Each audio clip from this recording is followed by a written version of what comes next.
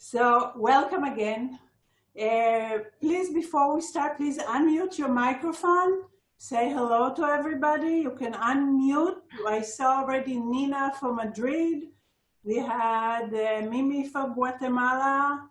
Hello, Daniel from Florida. From Georgia. Okay, we have lots of people from all over the world. It's a great international group here. New York, okay, Loretta, hello. Anybody else? From Philippines. Okay. From Philippines. Huh? Philippines. From the Philippines, hi, hello. Okay, great. So, okay, so we'll start this open day. I'll give you a very brief review of what we are going to have here. We'll start with the presentation by Professor Zohar Kerem. We can see him already here in Zoom. He joined us. He's the head of the program and he's a world expert in those topics. We'll hear also a short presentation by one of our alumni, HUJI. She's from Israel and she graduated our first program. And then we'll end up with a session of questions and answers.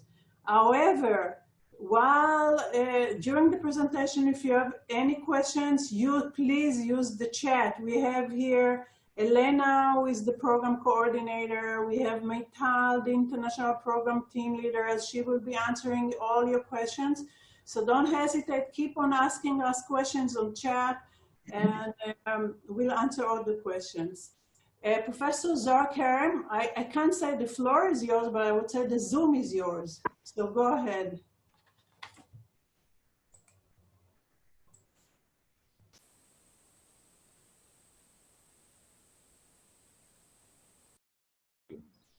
Hello, everybody. Can you hear me? Okay, Yes. so... Yeah, we can hear you, Zohar. So I'm glad to be here with you on these unique circumstances. I've been actually using Zoom for 1.5 years now and I enjoy it. Sometimes it's great, sometimes it's even better than the normal way, but sometimes it's lacking some of the charm, and I'll get to talk about it within the context of our wine program. So it's about 1/4 of a century since we've started discussing having a true academic program in viticulture and enology in Israel.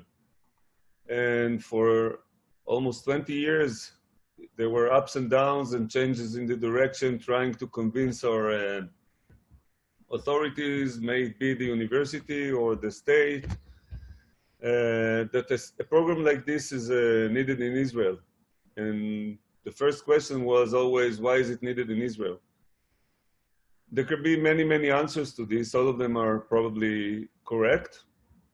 One of them is that if you look for the earliest evidence for wine production, you'll probably get to the Middle East and you'll probably get to Israel.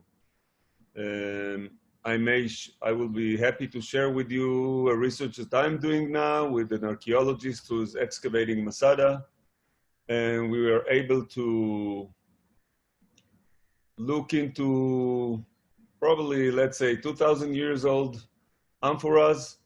And just jumping into the amphora, we looked what we could find in it, and we find something very, very interesting that was actually found before only in scripts that detailed how to produce wine in southern Italy.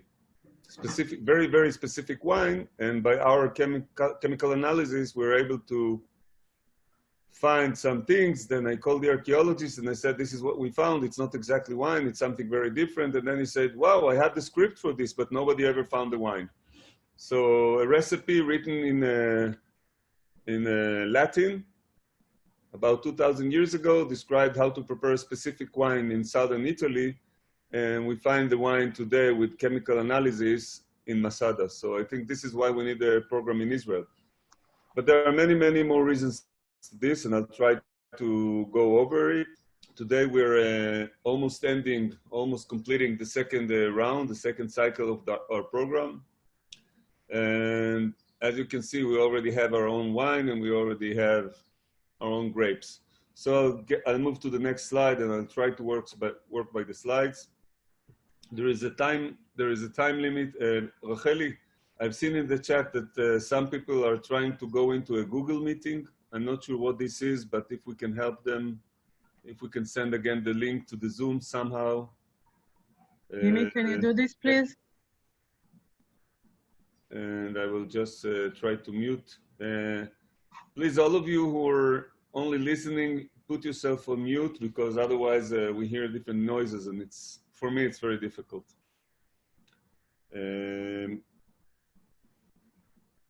So as I said, today we already have the whole cycle in our program. We go to the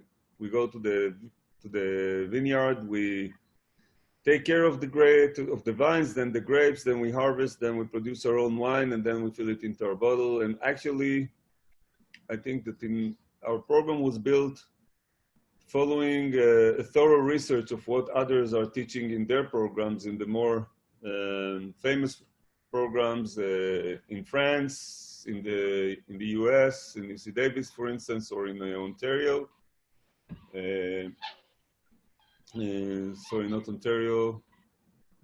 I forgot Cornell I meant. And Australia, New Zealand, we try to see what they teach in the old world, what they teach in the new world.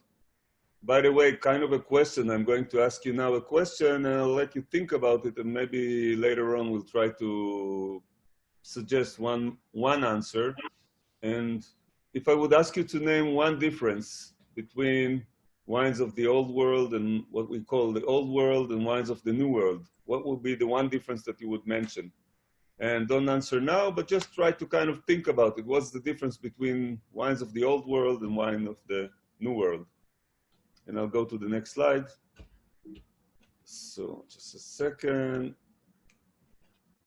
So I think we're the only academic program in the world, not only in viticulture and enology, that goes with nature and not with the very concise and rigid dates of the academic programs. A semester starts when a semester starts. That's true all over in all universities. The only program I know of where it doesn't happen is our program. And this is simply because we want our students to start with the blossom of the vines. And the vines don't wait for the academic year to start. They just do it when they think it's time, and they know when it's time. So our first meeting is the meeting with our new students every second year is in the vineyard. And it's when we see the very, very first moments of the blossoming. That's when we meet. And we meet in the vineyard with a few of our teachers. And each of our students get the equipment to treat the vines. Each of our students receives a row of vines, which will then be under his own responsibility. And this will be the row that this student will treat until harvest. And different students will get different rows, not in terms of the variety, not in terms of the vineyard, but in terms of the specific treatment. We may decide that this row will not get water or will get too much water. We may decide that this row will have less fruits or more fruits. And that will be the mission of this student. And in the end, when harvest comes, we'll see which differences produce a true difference in the production of this specific row comparing to the other rows. So basically the first semester or the first few months are dedicated to the work in the vineyard. The courses are those that support and provide the know-how and the academic understanding of what happens in the vineyard.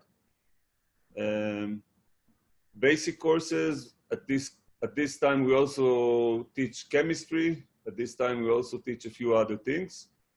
The next semester will cover harvesting, and wine production or the beginning of wine production. The third semester, when we already have our wines, will cover wine evaluation. And then, for instance, to tell you what I mean when I say academic background, we need to evaluate our wines. And for this, we need, for instance, to smell and taste. So we have a few meetings where we meet professors from the academy that work on the genomics and the biochemistry of the senses of smell and taste. And we understand what is smell and what is taste. So we are not only tasting the wine, but we also try to understand how the message from the taste, the message from the aromas of the wine gets to our brain, how our brain is translating it to some kind of a message that can be discussed, and how we can evolve from this to a message using a language that we all understand. What is exactly fruity? What is exactly acidic? What do they mean, and why and how do we feel them? So I jumped very quickly, and I'll go back to this again, but basically we will then get to the fourth semester with many, many highlights, because now we already know how grapes are grown, harvested, how grapes are fermented to become wine. And that's the time to look on a few other things. Some of them are, how do we economically manage our business? May it be the vineyard, may it be the winery, and may it be any kind of commerce that is related to the wine industry. So we look on economics. We look on questions of environmental quality. And then, of course, we have some extra highlights. I'll move to the next slide, go slowly. And this is the next slide where you can see, I need to make this a little, okay. So here you see a few of the processes that have been discussed. These are the students of this ongoing cycle. And what I want to say here is that exactly like you press the grapes to get the wine, and then you need to do everything in the right way. And the right way is everybody's selection. There is no one right way. There is no one correct way. There are many ways. And there are many ways to decide what is one's personal right way. But in the same way, suddenly we are in the Corona times and everything is changing. So we pressed ourselves, and we're actually the first program in the university that went back to life, and with Zooming and everything. And then very soon we also were able to reintroduce the tasting and evaluation. And what we're doing now, for instance, is blending. So blending is an important thing in our program. We blend students from all ages and from all countries and from all kinds of background disciplines, and we blend them all together to get the perfect product, which is a lovely group of wine professionals. And this is what you see here, a part of this lovely group. And stops, it takes a little time. Okay, so of course we do some lab work, because laboratory work is an important part of it's an important part of a good wine production system. So we do the lab work. We work with winemakers to produce our own wine. So I've mentioned the part that everybody is harvesting one's own row, but there's also the other part where we purchase a bulk of grapes. We press this bulk together with winemakers, and then we work to make the best wine out of this bulk of grapes that we've purchased. One year it would be red wine from Cabernet, and the other year it could be white wine from Riesling. And there may be reasons for this, and we discuss them, and then we decide what we'll do this year. Just to let you know, when I say the correct or the best wine, it's again a matter of what is best in wine. Is it something that shows who I am? Is it something that shows the region? Is it something that shows how wonderful I am in my winemaking? And there are a few wineries that try just to see how they control their own art, should I say. And it's a little bit like painters. Every time we produce wine, it's a kind of a masterpiece. We hope for it to be a masterpiece. And what makes one painter different from the other? It's the personality. And then again, they all belong to one stream in painting. So there are so many things to say about this. Okay. Another consideration would be, for instance, if we want to have our wine quickly ready, so we'll probably go to produce white wine. And then which white wine do we want to produce? Wine from the south or from the north? And we decide, and then we make it. What we see here on the right side of this slide is one of the highlights of our program. I would like to say the highlight, but there are a few highlights, and I don't want to say that one highlight is higher than the other. So this is a photo from our tour in Bordeaux. Every second year we go to Bordeaux and we visit leading wineries, and we also have 3 days at AgroScience Bordeaux, one of the better schools to learn winemaking. Only there we learned the methods of Bordeaux. And I hope you remember the question I asked before, because Bordeaux is probably the heart and the symbol of the old world in wine. During this workshop in Bordeaux, we have a specific day where we visit Chateau Lafite, a wonderful visit. We keep an ongoing contacts with Chateau Lafite. And those of you who are not familiar with wine, so Chateau Lafite is #1 forever. It can't be denied from them. So they are the #1 winery in Bordeaux. And there is a little hint to what makes the old world what it is, and to the answer to my question. And of course, the shop is a part of the program, so there is no additional cost, and it's important to mention that. Okay, this is us. Well, me in a better day, and in terms of the haircut. And these are two of our alumna. This guy here is already within his PhD work. He studied social sciences and economics. And then from social science and economics, he moved to a program, and now he's doing his PhD well, in general, in vine growing. So he's going to be a PhD soon, and we all hope that he will become one of the teachers in our, that he'll be one of the teachers in our program once he has acquired his PhD. And this is a place to say that all of our teachers must be so-called better than the students in terms of their academic degrees, so they all hold a master's degree. Saying this, on the other hand, we think that some of the best professionals do not hold a degree. So we host them in the specific course where we think that they can contribute the most of their experience. And so this is, and I left the bonus to the end. This is the Baron Eric de Rothschild, who has a year or two ago passed the management of the whole Chateau Lafite business to his daughter. Of course, he's still very much in business himself, a remarkable person, charming and sharp. I wish to be half of his sharpness when I get to his age, but that's what happens when you drink very good wine every day. I'm not sure about timings. Let me see where we are.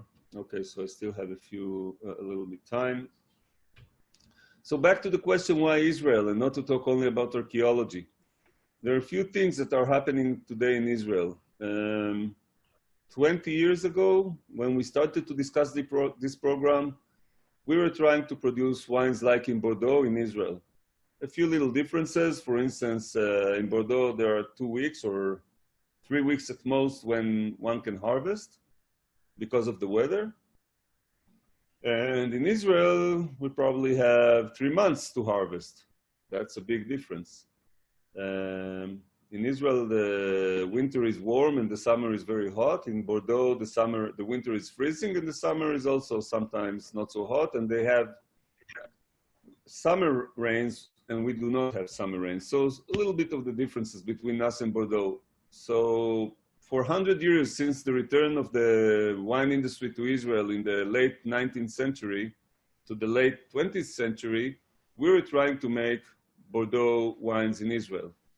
We're not very successful. I think there is one winery in Israel today that produces something which is in the I would say, in the region of Bordeaux in terms of the aromas, the body feel, everything. And but there's only one winery that succeeds in this in Israel. And within the last 20 years, we've moved to become Israel. And our industry is booming now with many, many more wines that are appreciated globally.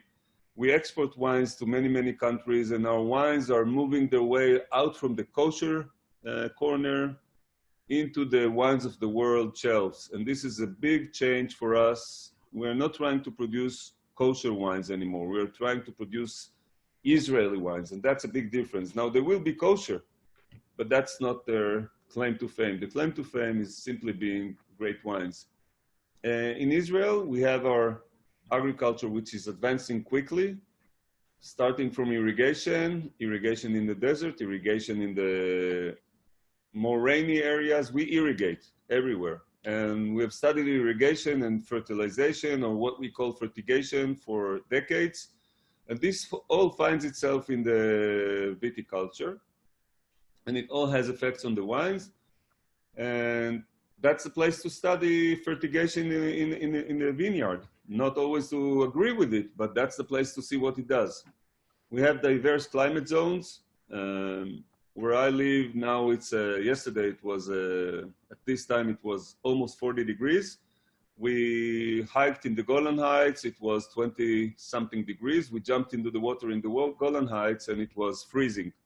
So that's Israel. It's the end of June. Some places are hot and humid. Some places are cold and dry, and some places are other things.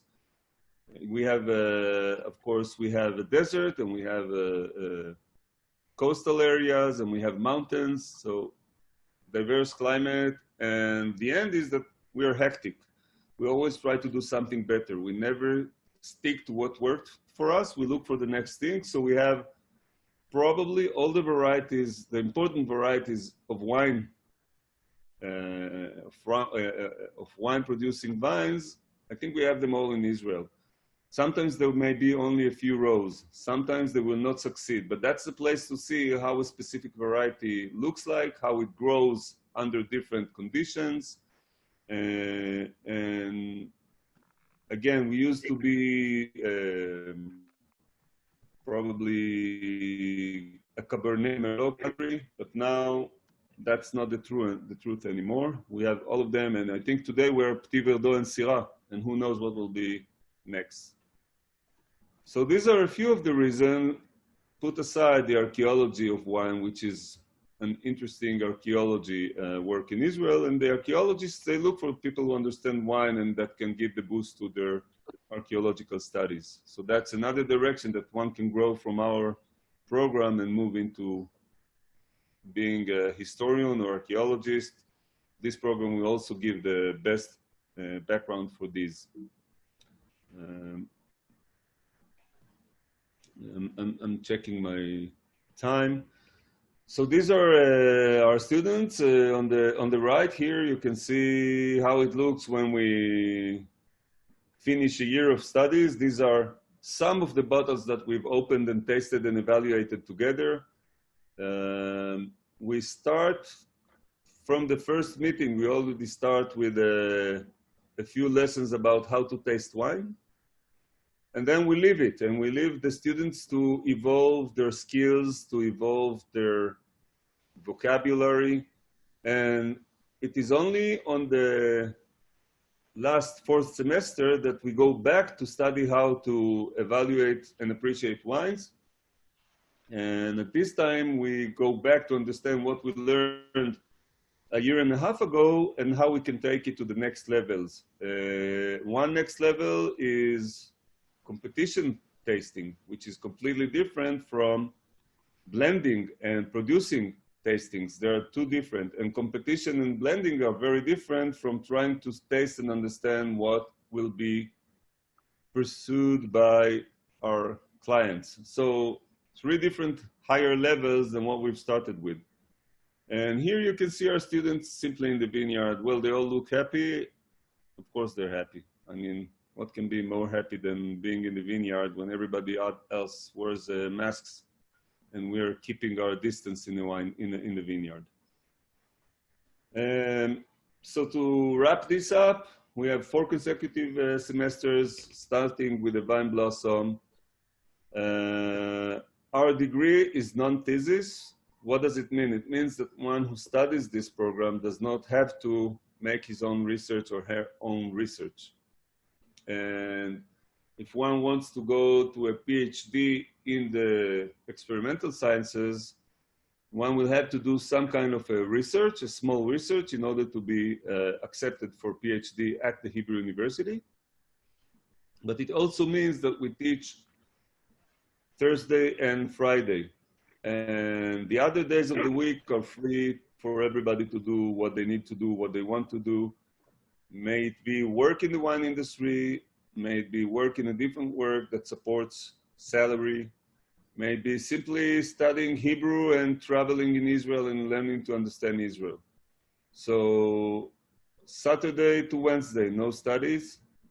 Thursday and Friday, very long and hard days of courses, of work in the vineyard, tasting, everything that has to do with wine. Of course, I mentioned already the tour to Bordeaux, but that's not the only tour that we do. We also visit wineries in Israel to see the different understandings of what it means to be a winemaker in Israel, what it means economically, why would one choose to look and aim at export, while the other one would look and aim at weddings. What does it mean? One wants to sell to weddings, and how does this go? And one wants to make the wine of Jaffa, and the other one wants to make the wine of the Upper Galilee. So we visit them, we talk to them. Throughout the whole program, there are days we try to understand the difficulties that they see in their region or with their vision. We also have professors coming from abroad to teach in our program. These are 2 professors with which we already have an ongoing relations. On the left, it's Professor Isabelle Massenet-Pomerad from Bordeaux. Those of you who know wine, Isabelle has, well, not the financial rights, but the parental rights to a yeast strain, which is called X5. And every winemaker knows X5. It's the most generic, best wine yeast that were produced in a lab and are all over the world today. And of course, what Isabelle is teaching us is how to produce your own yeasts and wine microbiology. And on the right side, we see Justine van den Heuvel. Justine comes to teach from Cornell. She spends a few weeks with us. And she teaches us about the viticulture in upstate New York.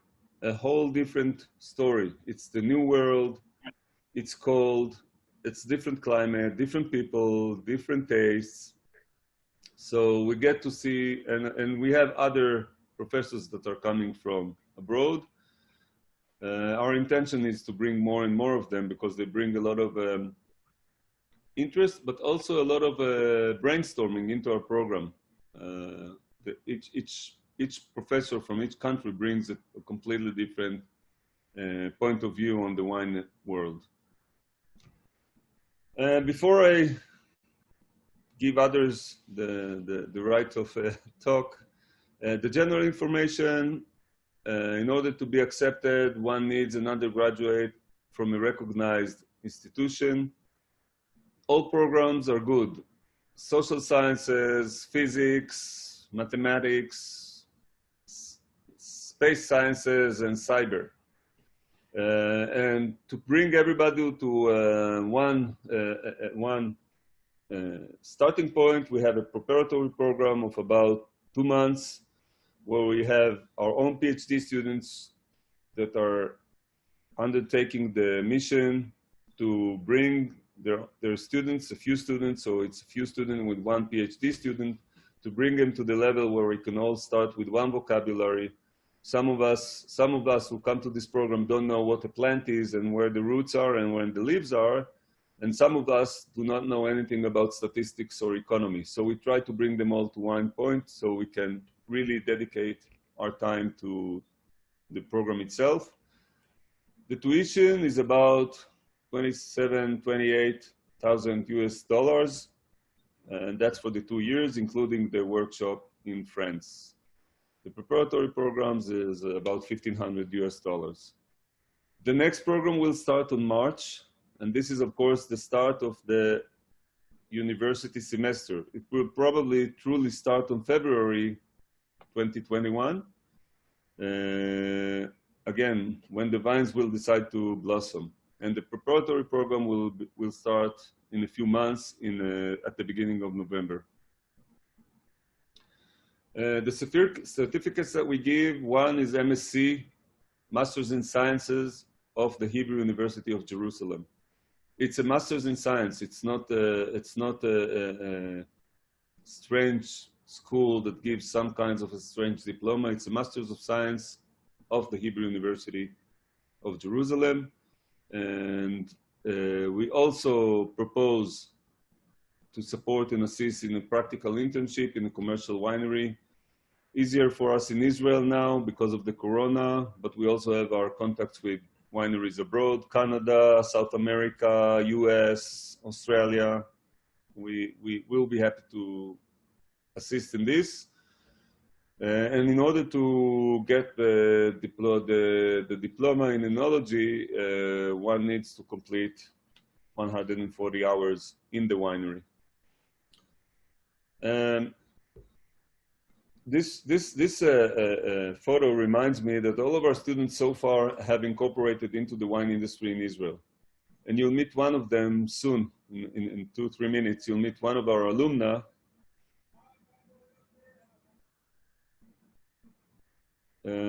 Somebody is singing in my street. I need to shut it.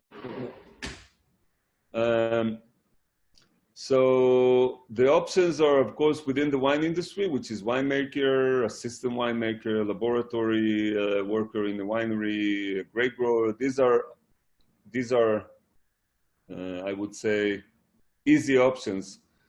But one who have graduated from our program can become a competition leader and travel the world from one to the other competition through the networking of the program and through the knowledge that one have acquired.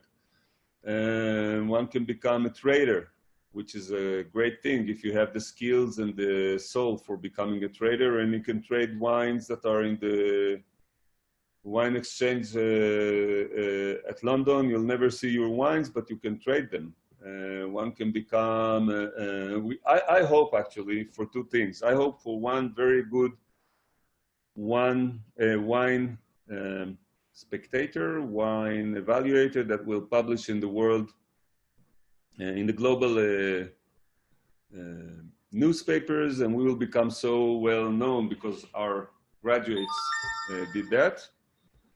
And the other thing is that I'm dreaming of having students coming to do a PhD in my lab or in other labs at the Hebrew University. But of course, there are so many other options. We teach a little bit of economy, we teach a little bit of machinery, and these are all good lines to go with. So by this, I want to move to Lihi, and I would like to ask Lihi to tell you a little bit about herself, about her work. Lihi is an alumna from our first cycle. And well, I'm not going to tell you the personal details, but Lihi is an amazing, she was an amazing student, now she's an amazing career woman, and she'll tell you more about that.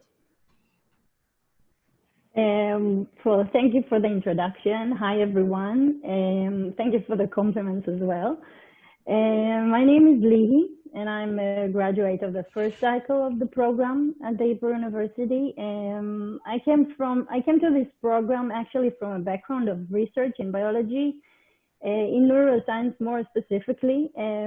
My research conducted on olfactory memory. It means a memory of smell. So it has kind of links to wine in a way, but it wasn't really about wine. I did it in another campus of the Hebrew University in Givat Ram in Jerusalem. My bachelor degree I did in the faculty, actually I did it in the Faculty of Agriculture in the field of plant sciences and biotechnology. So I could say that my choice to join the Viticulture and Enology program was definitely conscious, and I was already familiar with the place and the idea. And looking back, I am very, very happy I joined it. So wine has always been a topic that really spurs my interest. I have a great curiosity about this world, and this curiosity and this learning is keep evolving. It's something really to keep in mind about this world, that you are coming to this world in one goal. It is to keep learning all the time. You keep, no matter how long you learn this this amazing world, you have a lot of open questions, and it keeps challenges you all the time. And this world, I think, is very fascinating. It incorporates multidisciplines, it starts, we know, with agriculture aspects, soil and plant physiology, through biochemical understanding of yeast metabolism, and all the way to production processes and technical questions. So a little bit what I'm doing today. So today, I provide consulting and services to wineries in the fields of equipment and enology products, materials. Enology products, it means that it's all the products that incorporates the process of winemaking, such as Zohar said, Professor Kerem said earlier, like the yeast, the X5, and all those products need some guidance and some manual. So what we do is to give this service and to consult other wineries through this process, as it could be very, very complex and complicated. I also work in collaboration with leader suppliers, worldwide leader suppliers of oak barrels and, of course, enological products. And I keep in contact, very constant contact, with most of the wineries in Israel. So, you know, I came to this world from a research background, and I spent quite a few years working in the lab. So I had no practical experience in terms of winemaking, and actually I wasn't familiar with the industry at all. And that's, I guess, one of the biggest things that this program gave to me. It provided a strong, very strong foundation, and it started the journey for, it really took me and put me in the forefront of the wine production industry in Israel, and later on in worldwide places. And thanks to that, I'm engaged in what I'm doing today and enjoy every moment of it. I think it really provided a very, very strong foundation and started the journey for me in the wine world. And you know, this way that really keeps evolving. And, you know, it has a great deal of learning, theoretical and practical. And I believe that this is a really a perfect place to start with. And you know, Zohar said a little, you know, why Israel is suitable to learn this. You know, it's the place to learn this program. I think that Israel has a great advantage for this program to be conducted here. It's a country where the sun shines 95% of the time, and I think that this is the place to start asking questions such as how it connects to the global warming and how it impacts on wine production processes. So, you know, I guess, you know, there are a lot of places to learn wine, but we are very open-minded, and we are could answer a lot of interesting questions, and I think that everyone that will come here will be very, very lucky. So good luck, everyone, and if you have some questions, so feel free to ask.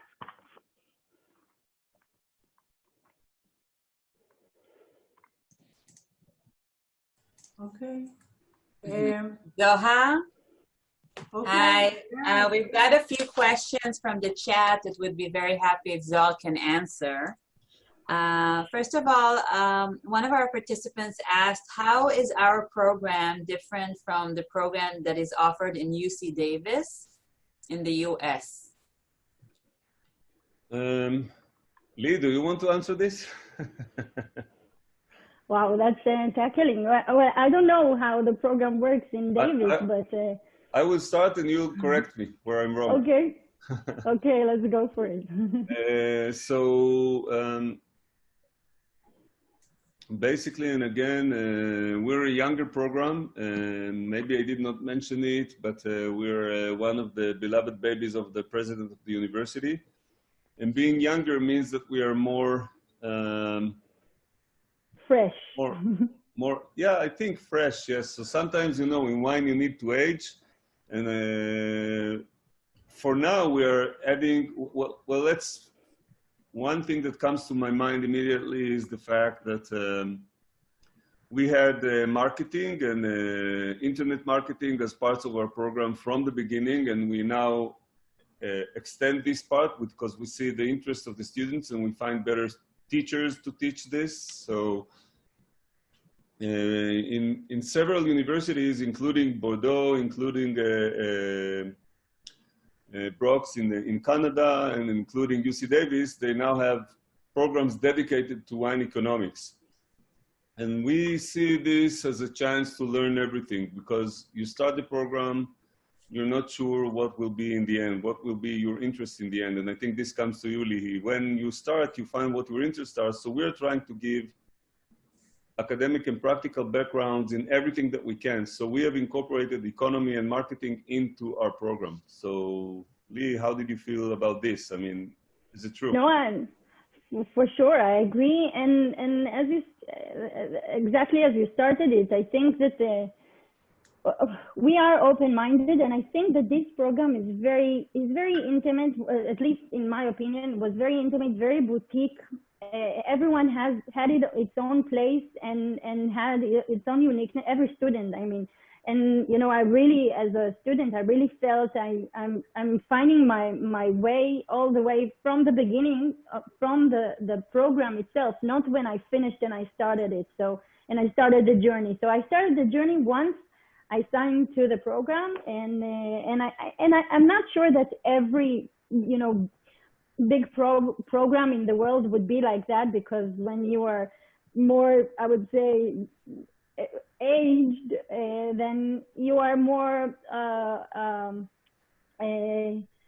you have your way, and it's more difficult to take other sides, and that's the thing, that we are still elastic. I think that would be a great advantage and an opportunity to start new things and, you know, think outside the box. And this could be a great opportunity for everyone, for Israel, for the students that comes here, and that's my opinion, I guess. So you feel it's thinking a lot of outside the box, which is different than in other places around the world, which is like very Israeli, being bold. I think we have it. I think it's a great opportunity for us to show it also in wine. So, you know, maybe Israel are known for all the startups in data, you know, other fields other than wine, but I think that you can really start it some cool stuff, and we're already starting to see it also in Israel. We can see that this field is getting more and more interesting in that field, actually. So there are startups in wine as well. I don't know, it's interesting, just interesting to see how we take it. And many wines also get prizes in Israel, right? I mean, it's a young industry, right, Zohar? It's a young industry, but we're winning awards all over the world. I'm going back to the slide that we see now, and I asked what is the difference between the wine of the old world and the new world. So you see a new wine from the old world. And this is a true picture, a true photo that we took in a true winery in Bordeaux. And I think it brings a few of the things that we've said here together. You see the labels and you see the spider webs all around, and you see the hammer. So old world wines are heavily regulated. And the whole system started probably or found its manifestation in Bordeaux, from which they copied it to Portugal, to Spain, to Italy, to Germany. And I could spend an hour in just explaining how this heavy regulation is actually the basis of the wines of the old world. And the wines of the new world are probably far away from regulation. So Chateau Lafite, when they want to make whatever they want to do, they go to South America and to China because they cannot do it in Bordeaux. Not because of lack of means, but because the heavy regulation, which they like. They enjoy the heavy regulation. And Bordeaux is completely different from Bourgogne, which is completely different from Provence. Everything is heavily regulated with labels and with everything. And in Israel, we kind of mix. We are in the old world. We feel that we belong to the old world, but we behave new world. We don't have regulations. We can just do whatever we think. So today, the new trend is organic. The new trend is sustainable. It's not new to us. Some vineyards in Israel are already 3 decades sustainable and organic and bio. And this brings you to another question that I've seen in the chat. Will we have our pilot? And maybe this is also a difference between us and UC Davis. The whole country is our pilot. We can go to every vineyard, and the vine growers in Israel are happy to collaborate, happy to test what they do, to challenge their ideas. This is something very Israeli. And at the same time, we will have our own vineyard, our own small vineyard, which we start together with Chateau Lafite at the faculty, where we'll be able to do a few things that would help us to see specific phenomena. We will have all the cultivars that we have in Israel. This will be in the faculty, in our faculty, which is in Rehovot. I think we didn't mention that. So we're not in Jerusalem. The university is called the University of Jerusalem. Our faculty, which is one of the Hebrew university faculties, is not in Jerusalem. The faculty is 100 years old now, and it's in Rehovot, not in Jerusalem. And it's closer to Tel Aviv, just to wrap this, and it's also almost 6 o'clock already, or it is almost 6. So I just want to say that, going back to this question about UC Davis and us, once we have our own pilot within the faculty, we are, how should I say? We're now again in the old world, because we have our winery, we have our vineyard. We need to take care of our own vines. We need to show what these vines not know to do, how to maintain these specific vines. And this will bring us back to the old world. And by working with all the wine growers in Israel, all the viticulturists in Israel, agricultural tutors and agronomists. We keep away from becoming old world. We can see the old world, we can experience the old world, but we will always be able to leave the regulations and try something new. When we will have our own vineyard in the faculty, it will be our vineyard. It will be wonderful, but it will be also, I'm losing the word, it will also limit us to what we can do in this one vineyard. And that's UC Davis. UC Davis is looking at what one can do in Sonoma and in Napa. And that's their case, and it's a good case. That's what I would do if I would be in San Francisco. I would look on Sonoma and Napa. In Israel, we look on the world. We're so small that we don't have enough place and space for all that we want to do. So we look on the world. We think globally. Definitely. Thank you very much. Any other questions that you would like to answer, Zohar? Anything else about the internship, maybe? Well, internship. It's a little bit difficult for me to talk about the internship. I think the internship is something very, very individual where we would love to support and help with our networking. I think that not many students want the internship. An internship is an experience. It's an international experience. Internship is where you meet other winemakers, other students, other wine lovers, and it's not an academic part, and that's where I feel a little bit not in place to answer. Okay, we help students with that. Yeah, we do support, and we do have a networking. Yes. So, I'm not Okay. sure. Any more questions? Yeah, there's a question about career opportunities for international students. Is there any placement assistance? There are always places. Like I said, everybody all of our alumni have found their place in the wine industry in Israel.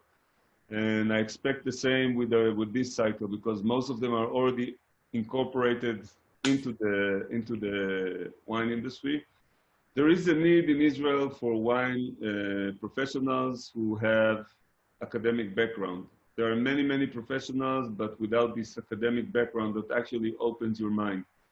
If I would try to look on this from an agricultural way, when you have your own vineyard and there is rain and you go with your vehicle or your tractor and then you make these trails where you go very deep into the mud.